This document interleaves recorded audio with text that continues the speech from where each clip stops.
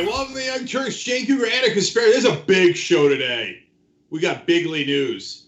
Donald Trump tests positively for coronavirus. Well, you'll see. You'll see in a couple of minutes, okay? He said it. He said it. He said it. I didn't say it. He said it. I just got done interviewing Bernie Sanders. Who does he want for VP of Biden? Joe Roms.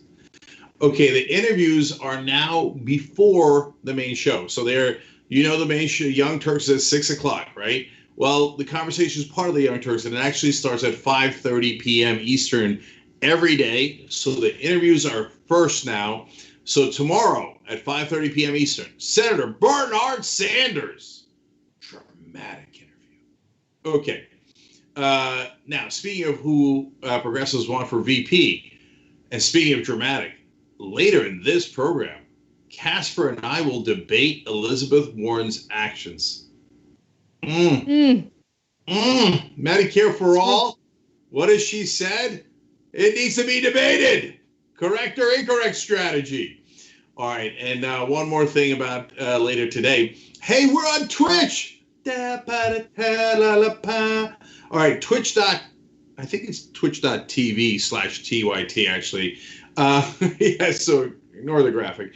Twitch.tv/TYT. So we already got the Young Turks on there, the conversation, happy half hour, staying home with Josh Fox, old school. It's already on Twitch. But now new exclusive programming. I'm ready to announce it right now. It's starting tonight. So tonight at 8 o'clock Eastern at twitch.tv/TYT, a new show on the TYT network called Between Me and Uygur.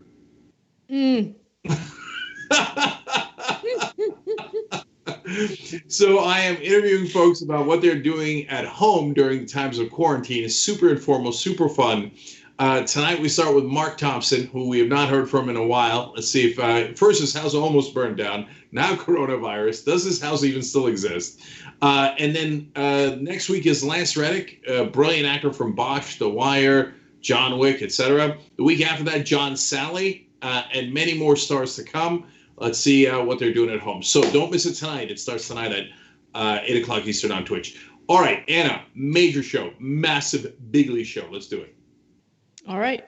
Well, let's get started with an update on Donald Trump. Oftentimes when we talk about Donald Trump on this show, I think we can be a little unfair. And I thought it made a lot of sense to really hone in on just how eloquent he is as a speaker and how effective he is as a communicator. And nothing made that more clear than his statements on getting tested for coronavirus just today. Take a look. And I tested very positively in another sense. So this morning, I tested positively toward negative, right? So, no, I tested perfectly this morning.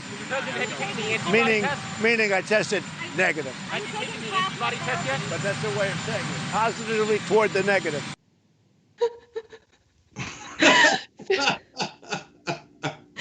40% of the time, it works every time. Like, I've been thinking about Anchorman way too much this week, apparently. But, like, look, I can't believe I'm saying this. I feel empathy for him in that video because I know what it's like to kind of get tongue-tied. We do this show without a teleprompter. And every once in a while, when I'm not on my A game, I'll say something the wrong way and I'll try to save it, but it makes it worse. And so, I give him a pass on this. And it made me laugh. So I'm glad that something made me laugh. So, first of all, I really need to find out the oranges of this clip. I mean, it's how do we know, right? You got to find the oranges. If you don't find the oranges, you don't even know if it's in the right context. Guaranteed some right-wingers are typing furiously into YouTube right now. You just said oranges instead of oranges. That's so stupid. Look into it and see who said that first. Okay, so in all seriousness, Anna, I hear you. We do a live show. We made 1,000 mistakes. I don't think we've dug that deep, but you never know. But let's keep it real, though. If Joe Biden had said that, people would be all over, including us. Okay. Yeah, and, yeah. And but hold on. Sorry to interrupt you, but I think the context is different. So I just want to say that, but keep going. Yeah. So look, this is why you can trust us. We're totally unbiased. When Joe Biden had what we consider to be, mental decline issues, we pointed it out. We pointed it out when we were against him. We pointed it out when we're for him. And we said, look, whether you're for a candidate or not, you have to be honest about what the situation is. So, we're not the kind of people who hold back our opinions, and we've been honest about Joe Biden. And by the way, we've taken tremendous flack from people who think that news shouldn't be news. News should just be propaganda. You should twist whatever the news is to fit your agenda. And they're like, how dare you not back Biden? You have to now pretend that his mental faculties are perfect. They're 100%. They're 112%, right? But Trump is worse. And we've also said that from day one. People have totally ignored. And if Biden had said this, people would be all over him. Joe Rogan would be all over him. We might be all over him. Certainly, the conservative media would be all over him. Trump says it. We all laugh because we know he's an idiot, right? But it's not just an idiot. He also has mental decline issues. He can't. I mean, we talk about Joe Biden can't string a sentence together. Can Trump's? Trump has never been able to do an adult sentence to begin with. But now he's having trouble with the child sentences. I know. I think the reason why I treat this differently, and let me also reverse what I said earlier, because it's not actually what I believe. If Biden said the exact same thing, I would not see it as that big of a deal, because the way that I see it is sometimes when you're communicating, I think what Trump wanted to say was, I got tested today, and luckily I got positive results, right? Like he wanted to say, like, it's positive news, not that I tested positively. So then he caught himself, and then he was tongue-tied. And that's a little different from the oranges statement, where, yeah, that is definitely an example of mental decline with Trump specifically, because he didn't just make that mistake once. It wasn't just Trump misspeaking. He kept trying to correct himself, and he kept saying oranges. With Joe Biden, and you mentioned this a little bit, but I just really want to emphasize it. The frustration with Joe Biden is the nonstop gaslighting. Like, the very publications and the very so-called journalists on Twitter right now sharing that video of Trump would never in a million years admit that Joe Biden is showing signs of mental decline. And there have been so many different examples. I mean, there was this one video, we didn't even talk about it on the show, but there was this one video when he was talking about Trump's relationship with our allies. And I think he wanted to say Trump doesn't have discourse with them, but he said Trump doesn't have intercourse with them. Like, and it's not like these are rare instances. They happen all the time. And I just want it to be acknowledged so people stop pretending like every time someone mentions Biden's communications issues, they don't feel like they're being gaslit, like they're made out to be crazy. And that drives me crazy. Yeah, we all see it. We all hear it. Okay, look, I think I've made the fun story a little too serious, but I'll end by saying this. Look, I can't stand the tribalism. And so, yeah, you're right. The mainstream media people, the establishment Democrats who are laughing their ass off at Trump today over this video would get so verklempt if you had the same exact situation with Biden. On the other hand, how about Republicans and conservatives? They'll make fun of Joe Biden getting a word or two wrong. And then when Trump is like, me, I am positively negative, I juggle oranges. They're like, no, yeah, genius, wonderful. I don't see what the problem is. He speaks the most positively, trending towards negative, meaning positive. He's the best orange I've ever seen. And they'll mean it. They'll think that guy is smart, let alone his obvious massive mental decline issues. As a person who has pointed out both of them, let me just tell you, my opinion is Trump is significantly worse. And you know why, by the way? I don't know the rate of deterioration within their minds. Of course, that's a medical issue, and I have no idea. But if Biden lost 2 brain cells, he might be down to 98. If Trump loses 2 brain cells, he's down to 1.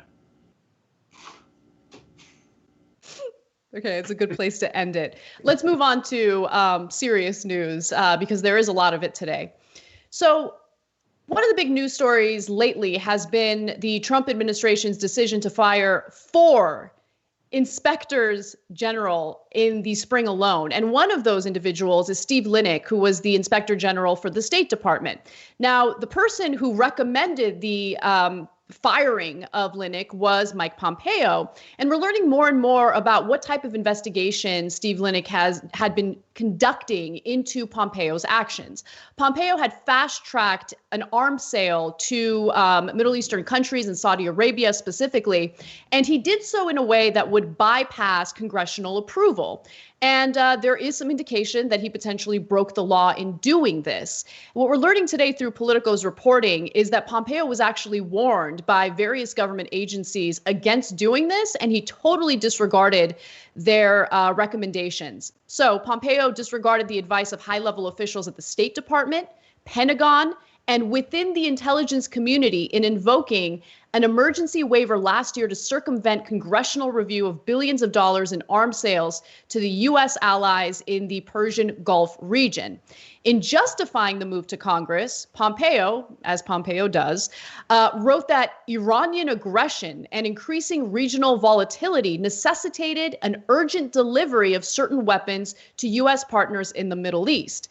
But during meetings last spring of the National Security Council at several levels, high-level career and political officials from the Pentagon, State Department, and intelligence community agreed that there had been no change in Tehran's behavior to justify invoking emergency authorities and advised against doing so. So again, Pompeo did not care. He completely disregarded the recommendations of officials in his own department, and went ahead and did what's referred to as an emergency declaration to bypass Congress and basically send these weapons to Saudi Arabia.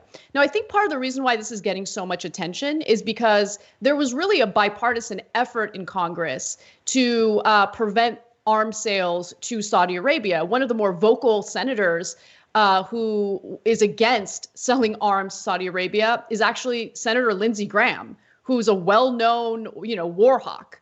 So we'll see how this all plays out, but it's just another example of this ongoing pattern within the Trump administration where they do the wrong thing, they get investigated for it, and the person doing the investigation immediately gets fired.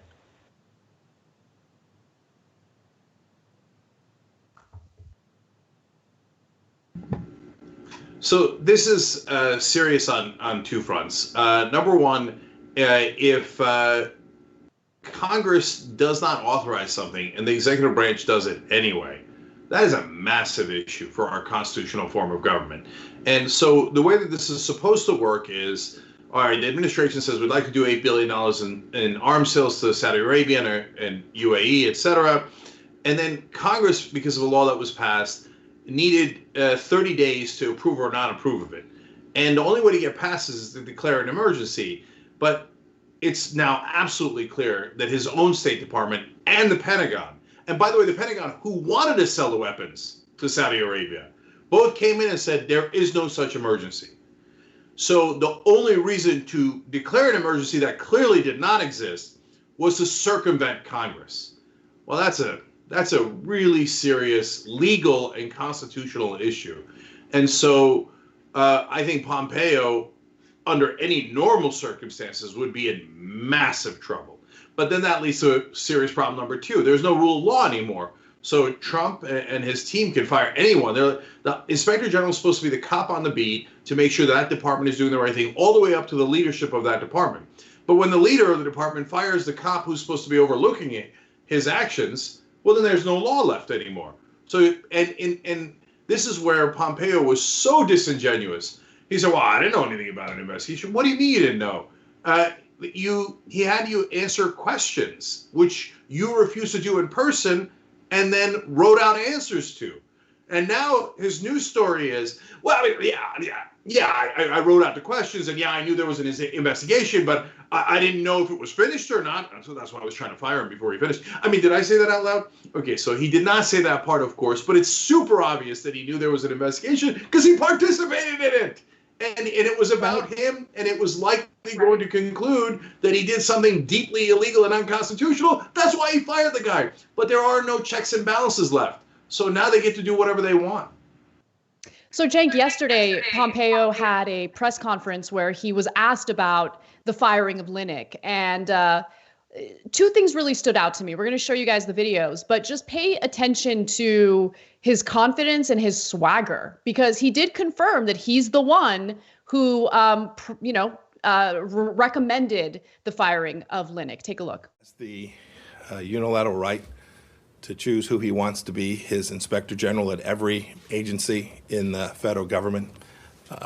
They are presidentially confirmed positions, and those persons, just like all of us, serve at the pleasure of the President of the United States. In this case, I recommended to the President that Steve Linick be terminated. I frankly should have done it some time ago. And then after that, he was asked, okay, well, you recommended it. You say that it should have happened some time ago, a long time ago. What is it that he did that, made him deserve this firing? Since you say that it has nothing to do with this investigation. And he, took a jab at reporters and said something about how, unlike other people, he doesn't leak personnel matters to the press. And then, Cenk, I wanted to just quickly show what he had to say about the investigation, the statement that you alluded to earlier. Take a look. Someone was walking my dog to sell arms to my dry cleaner. I mean, it's all just crazy. It's all crazy stuff. So I didn't have access to that information, so I couldn't possibly have retaliated. It would have been impossible. There's one exception. I was asked a series of questions in writing. I responded to those questions with respect to a particular investigation that was sometime earlier this year, as best I can recall. At this point, I don't even really know why they even bother lying. I mean, they have really shown how fragile our system of government really is, how the rule of law doesn't really apply to the Trump administration. How many inspectors general did they fire already?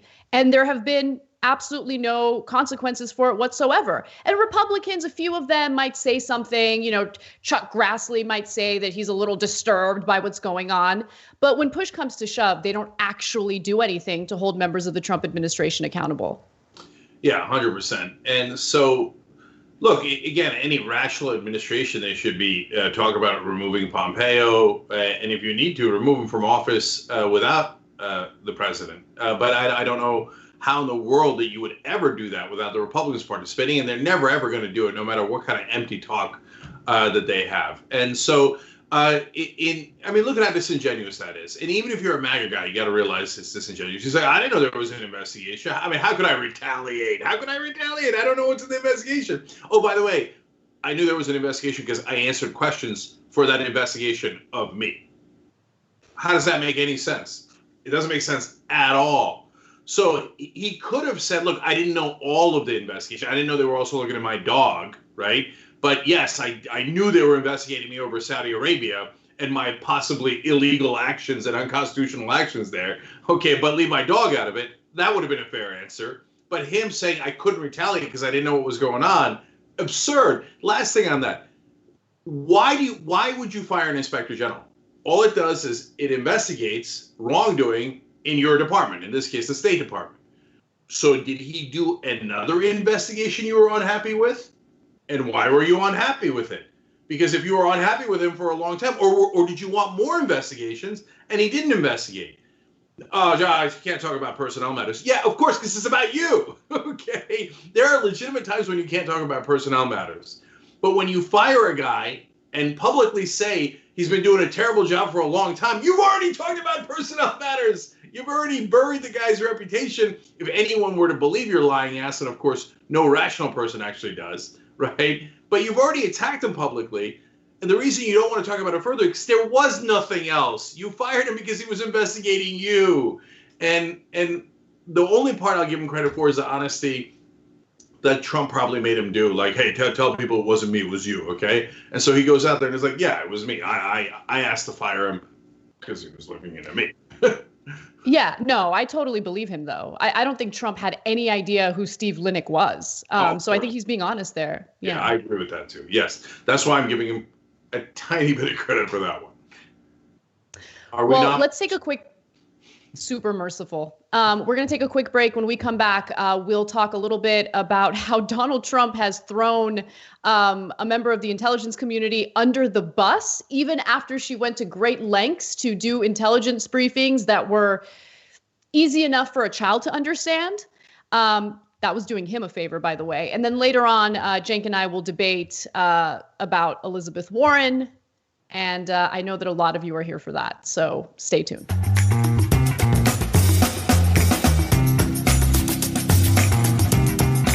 right, back on the Young Turks, Cenk and Anna with you guys. As usual, I will read your comments here. Let's go to the member section first. Effectos writes in, between me and Uygur, what is this, a 1980s sitcom? Maybe. I like that. Maybe that's exactly what we need to get through, I don't know, the next however long we need to get through. It feels like endless. Look, are people saying I'm today's Tony Danza? I don't know. I don't think they are. All right, by the way, so that's on Twitch tonight, in case you guys didn't hear in the beginning of the show. 8 o'clock Eastern, twitch.tv/TYT. Starts tonight, exclusive show for Twitch, and between me and Uygur, and it'll be Mark Thompson tonight. John Sally and Lance Reddick are joining us in future episodes. Don't miss it. By the way, if you're on Twitch, or even if you're not on Twitch, go on Twitch and allocate your Amazon Prime subscription. You don't have to pay anything more, but subscribe to us on Twitch through that, and we will get credit for it. So it's a massive win-win. It doesn't cost you a thing. It takes 2 seconds to do, and it helps us a lot. So do that on Twitch if you can. All right. Then I love this member handle. Brett's my daughter's husband. Okay, writes in. What a sad joke. Both candidates speak in word salad. It hurts my brain to listen or read Trump's statements. Old Joe just needs to stay in his basement and hide, and we're screwed. So Brett, your wife's dad is super cool. Didn't know.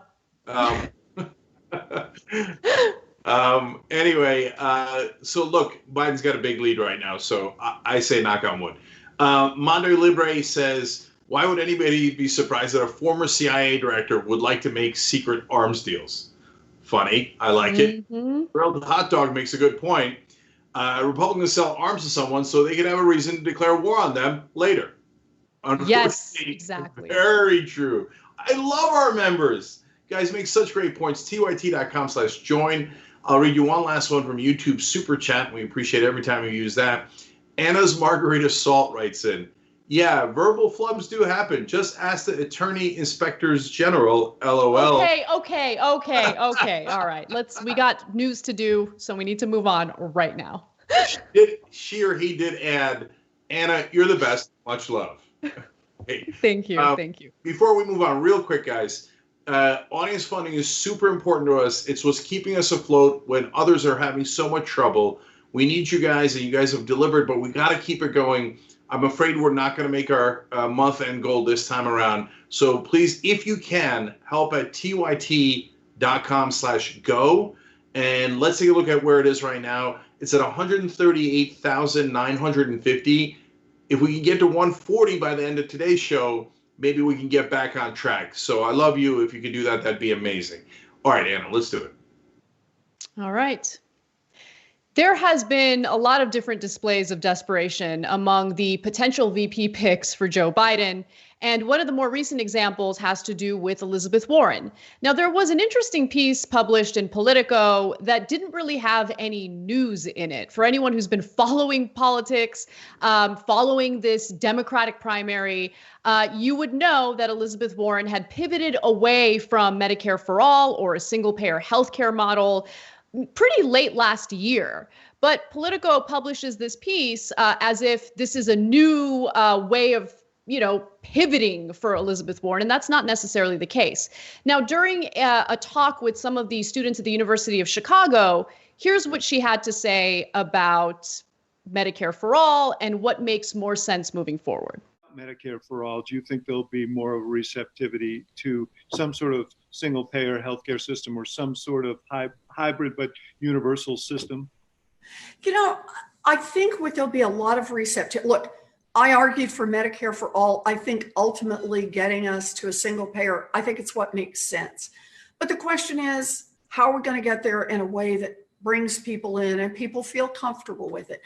I think right now people want to see improvements in our healthcare system. And that means strengthening the Affordable Care Act. We should be doing that anyway. That should be easy. We should be doing it right now. So she had wavered on Medicare for All. Again, We need to talk about a relatively new show called the Republic, or UNFTR. As a Young Turks fan, you already know that the government, the media, and corporations are constantly peddling lies that serve the interests of the rich and powerful. But now there's a podcast dedicated to unraveling those lies, debunking the conventional wisdom. In each episode of the Republic, or UNFTR, the host delves into a different historical episode or topic that's generally misunderstood or purposely obfuscated by the so-called powers that be, featuring in-depth research, razor-sharp commentary, and just the right amount of vulgarity.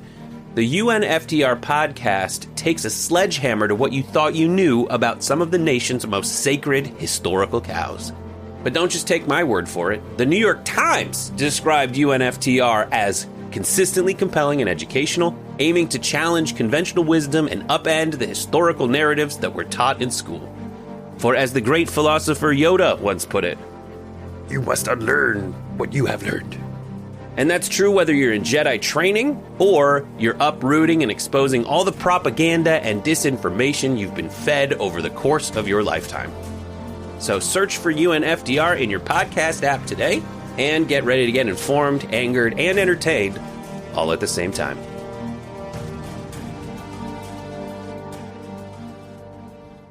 November of last year, when she said that she would, if she gets elected, she would pass Medicare for All in 2 phases, with a public option in phase 1. And then toward the end of her first term, that's when she would start fighting toward a single payer healthcare system. At that point, for me at least, it became abundantly clear that she had no intention to fight for Medicare for All. But now this is being framed as, oh, Elizabeth Warren is pivoting away from Medicare for All because she wants to appeal to Biden so she can be chosen as his VP pick. So, Cenk, what do you make of this? Go get him. Love it. I agree with her. So as you can tell, Anna does not. Nope. So let me explain. Do I want to do Medicare for All more than anything? Absolutely, positively. Do I think that Elizabeth Warren wants to do Medicare for All? Yes, I do. We can disagree about that. That's okay. Do I think it's important for Elizabeth Warren to be picked as a vice president? Absolutely. She is by far the most progressive candidate out there possible. Joe Biden is going to be 78 years old when he's sworn in. I don't want to jinx it if he's sworn in. And there's been a lot of talk about him only serving 1 term. Nothing is more important than who his VP is. And I will take the second most progressive senator. And if you say no, I caught feelings. I still have those feelings.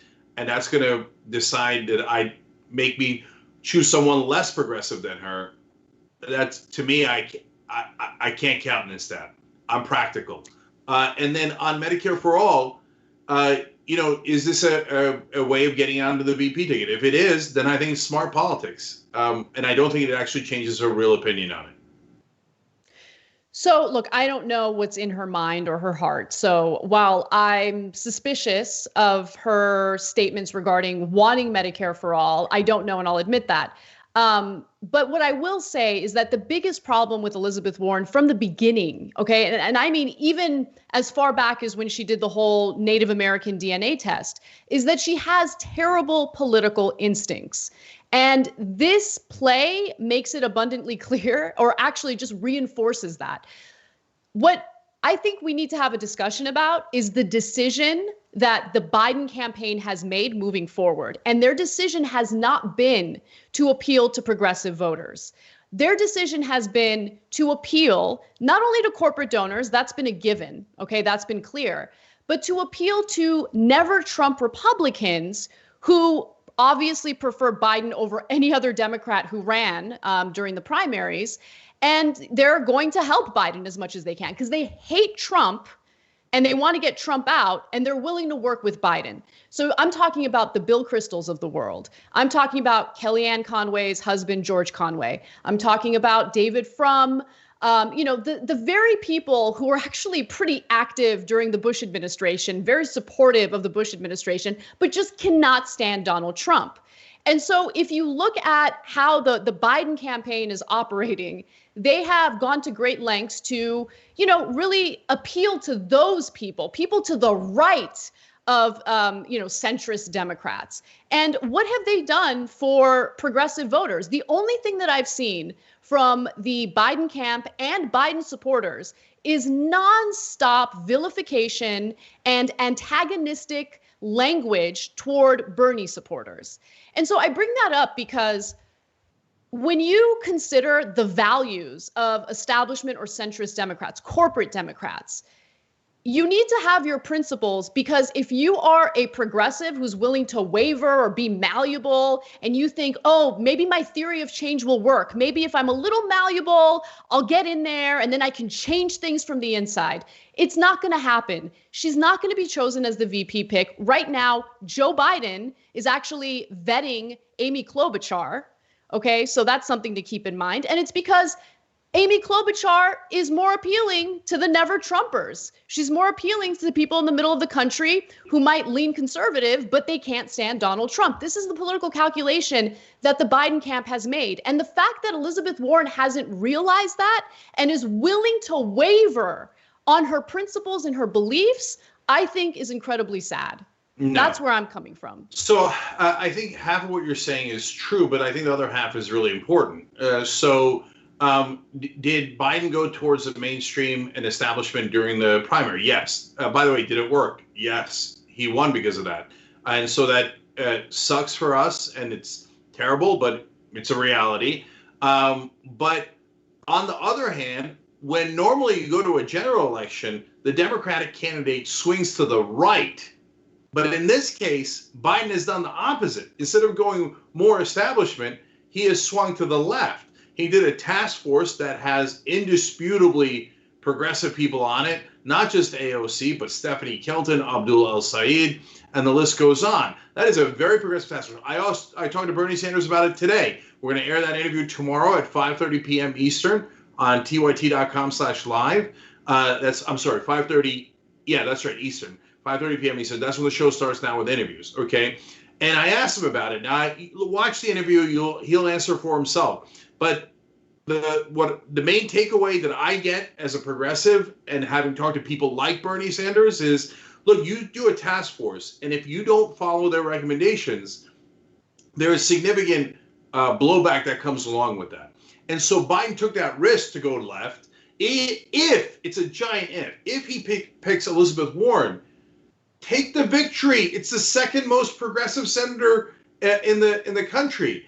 So what do you want him to do? Pick Klobuchar? That we don't want that. We want him to we want to encourage him to take Warren. Now, look, there's so many other things I can say, but I got to say this one other thing. Now, would I change my stance on Medicare for all? Absolutely not. Right. On the other hand, if you said to me, okay, will you take a deal now that now you lost the primary, the other guys won the primary. Now they're offering you an olive branch and they're willing to go whatever percentage of the way there. If you believe it's real and it's not a trick, are you willing to go further, have them go further left to meet you? My answer is yes. I'll take yes for an answer.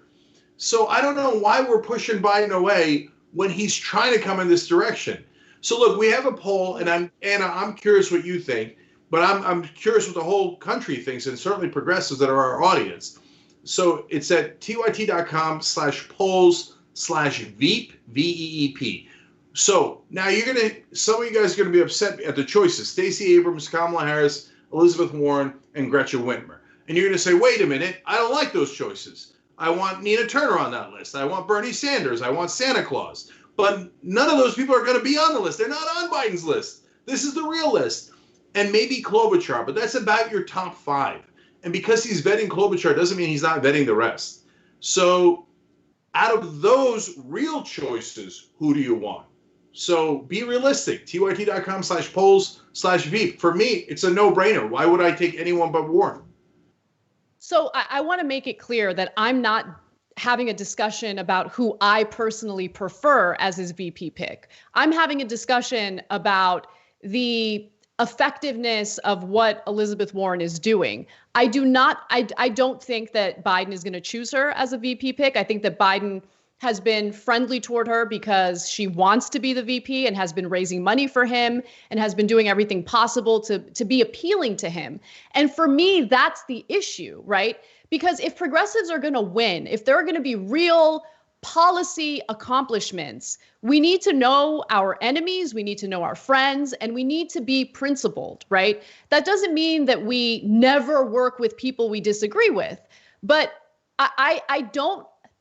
The fact that she got involved in politics because she was so disgusted with Joe Biden's bankruptcy bill, and now she's like bending to Biden's will on healthcare right now, is That's just because he won. It's devastating. It's devastating.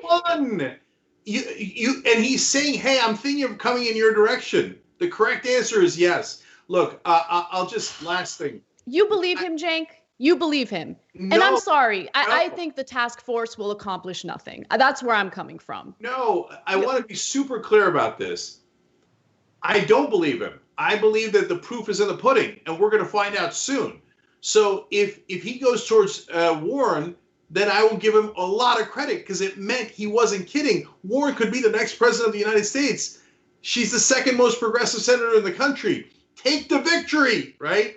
Or if he goes, "Oh no, I was just playing with you guys, and I was faking it so I could get more votes because you thought I considered Warren, and instead I'll pick Klobuchar or Whitmer or Kamala Harris," then I'll say, okay, then it turns out it was all. At TYT, we frequently talk about all the ways that big tech companies are taking control of our online lives, constantly monitoring us and storing and selling our data. But that doesn't mean we have to let them. It's possible to stay anonymous online and hide your data from the prying eyes of big tech. And one of the best ways is with ExpressVPN. ExpressVPN hides your IP address, making your activity more difficult to trace and sell to advertisers. ExpressVPN also encrypts 100% of your network data to protect you from eavesdroppers and cyber criminals. And it's also easy to install. A single mouse click protects all your devices. But listen, guys, this is important. ExpressVPN is rated #1 by CNET and Wired magazine. So take back control of your life online and secure your data with a top VPN solution available, ExpressVPN. And if you go to expressvpn.com/TYT, you can get 3 extra months for free with this exclusive link just for TYT fans. That's expressvpn.com/TYT.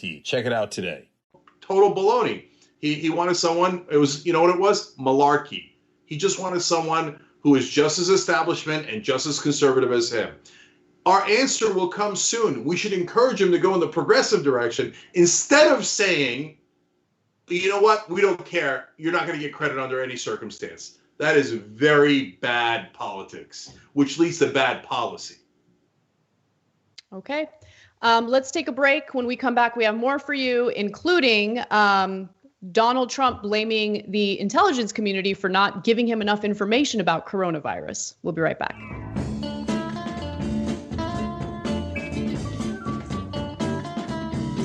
All right, back on the Young Turks, lots of member comments about the Elizabeth Warren discussion, so I want to get to that right away. Aggressive Progressive says Warren's doing the dance. Her poll numbers plummeted when she backed away from Medicare for All during the campaign. Well, that's true.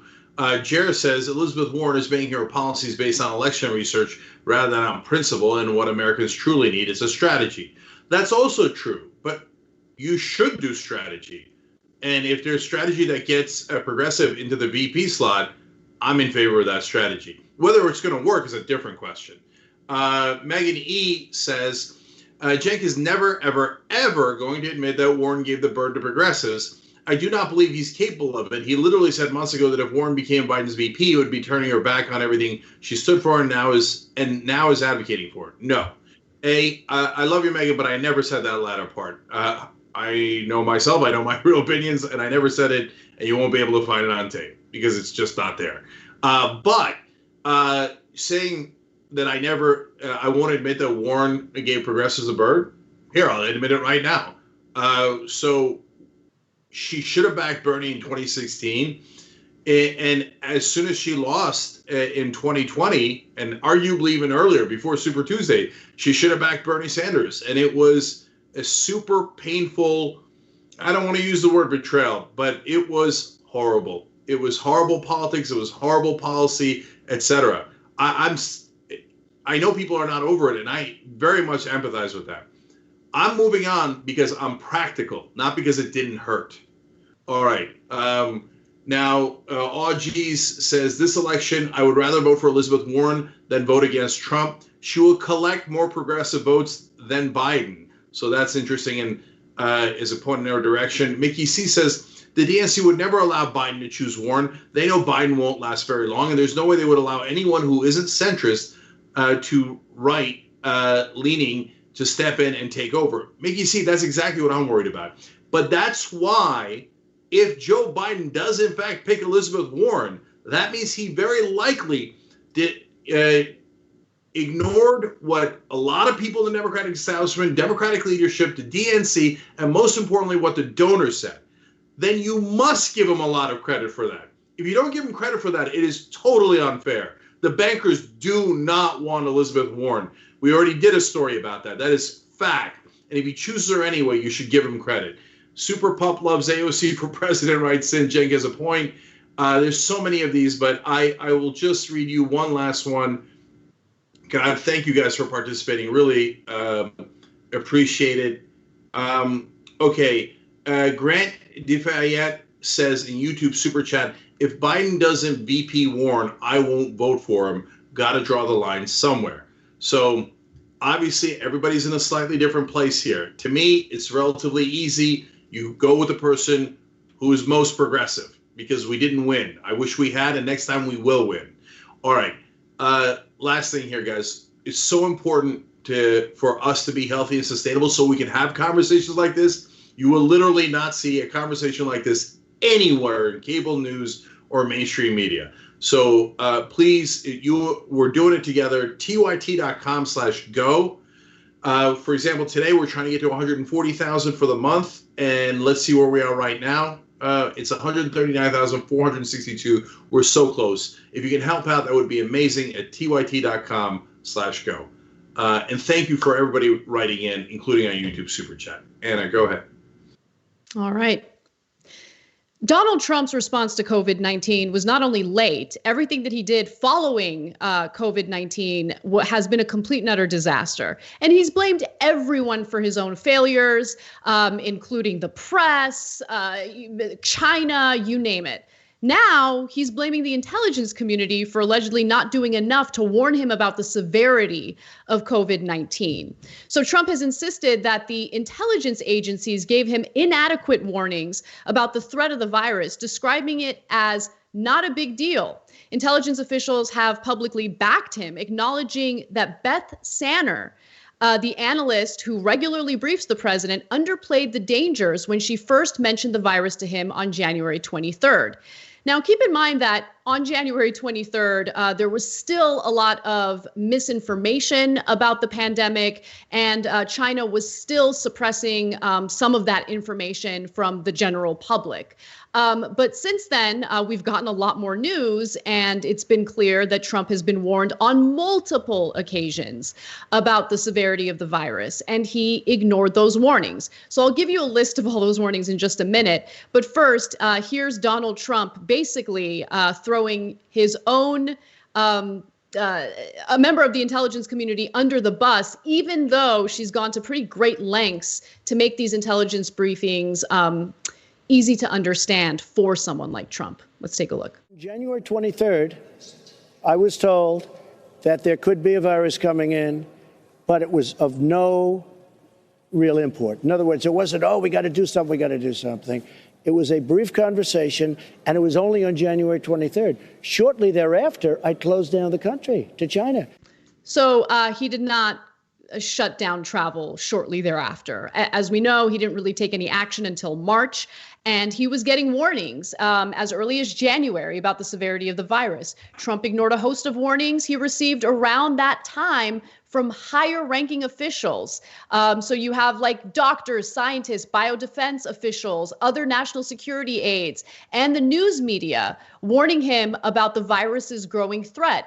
Trump's own health secretary had alerted him 5 days earlier to the potential seriousness of the virus. And let's not forget his own trade advisor, someone who I mostly disagree with on almost everything, Peter Navarro, had warned him about the severity of the virus, and he still refused to act because for Donald Trump, negotiating trade with China was more important than doing what was necessary to stop the spread of the virus to the United States.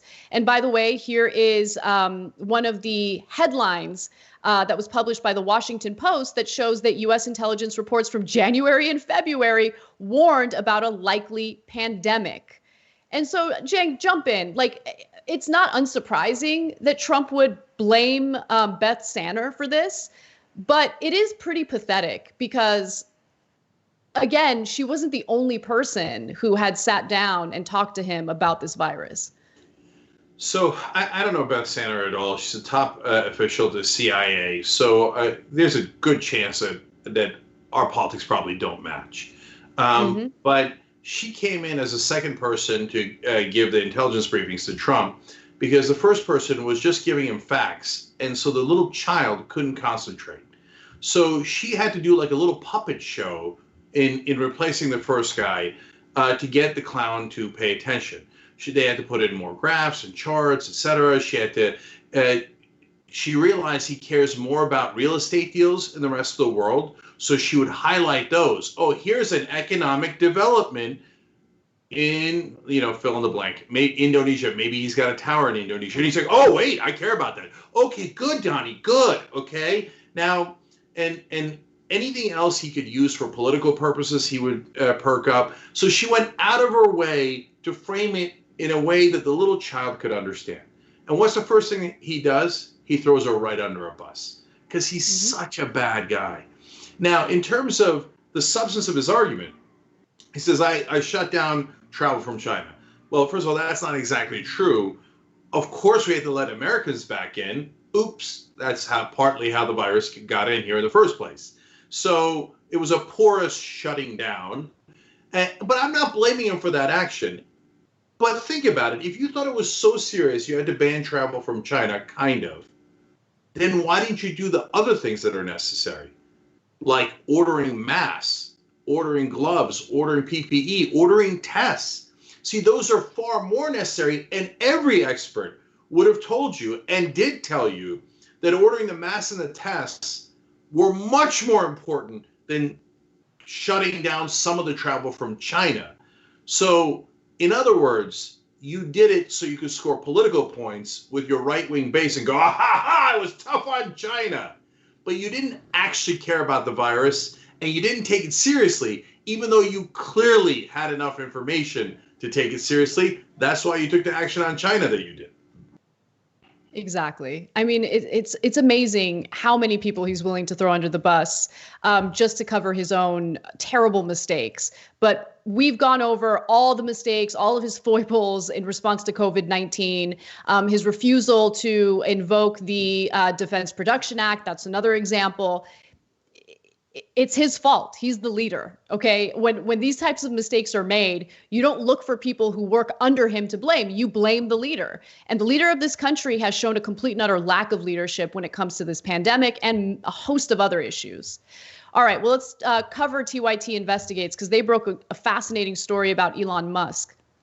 So Elon Musk has been threatening to move his companies out of California because it turns out the state actually cares about its citizens and wants to be careful in the way it reopens the state. And so Elon Musk was angry about that, and he threatened to open his Tesla plant in defiance of the stay-at-home orders. And now TYT Investigates has learned that Elon Musk and Tesla specifically have violated a number of environmental regulations. And that could factor into the reason why he's so angry with the state. Documents detail 42 violations as recently as February and as far back as 2017. Officials told the Young Turks this week that the violations are still pending. Despite Musk's public claim that he was ready to move the factory immediately, the documents show Tesla was simultaneously planning new construction and expansion of its California facilities. I want to also just quickly note that Tesla did open in defiance of the rules, the guidelines in California, and state lawmakers just let him slide. There really weren't any consequences for it. So that's probably one of the other reasons why he's going to stay in California, because billionaires don't have to abide by the same laws everyone else has to abide by. In the first quarter of 2020, according to a May 6th meeting agenda of the Bay Area Air Quality Management Division, Tesla received 13 notices of violations, more than any entity in 11 counties. And by the way, he has not been very friendly to his workers in the past. He just does not like some of the labor laws we have in the state. But all of that should have been mitigated by the fact that taxpayers in California have certainly subsidized his businesses to the tune of billions of dollars. So, Cenk, what do you think? Yeah. So there's two interesting parts of this story. One is, I'm about to move to Texas. Meanwhile, we find out he's got plans to expand in California. So it's a lot of bluffing, and it works because the minute you have a rich person or a billionaire call the governor or anyone else, even if they're a Democratic governor, they're like, oh, okay, what do you need? You have tax cuts? Oh, you're violating environmental regulations? No problem. So what I love about what Jonathan Larson does in his reporting, and he's our managing editor at TYT Investigates, is that he'll go to public records of them bragging to their shareholders. That's what he often does in stories. So to the public, they'll be like, oh my God, we're going to do this and this, and we're going to do it for the workers. And then they'll go to the shareholders and go, just kidding, don't care about the workers at all. We're actually going to do stock buybacks so we all get richer. So check out tyt.com/investigates. We'll have the link to this particular article in the description box below. He does a great job of doing that. Second thing is, let's not forget that Tesla does electric cars, which is great for the environment. But man, Elon Musk is a fascinating character. The same guy who's doing such wonders for the environment in a sense in that, then does those 42 violations that Jonathan uncovered. So I don't think it's a black and white issue, but should California or any other state be lax with these billionaires? No. Enforce the law and the regulations equally and fairly to everyone. Exactly. All right. Well, we have lots of great stories in the post game. Become a member. Go to tyt.com/join. Trump says that he's going to stop using hydroxychloroquine. Why? We'll give you those details and more. See you soon. Thanks for listening to the full episode of The Young Turks. Support our work, listen ad-free, access members-only bonus content, and more by subscribing to Apple Podcasts at apple.co/TYT. I'm your host, Cenk Uygur, and I'll see you soon.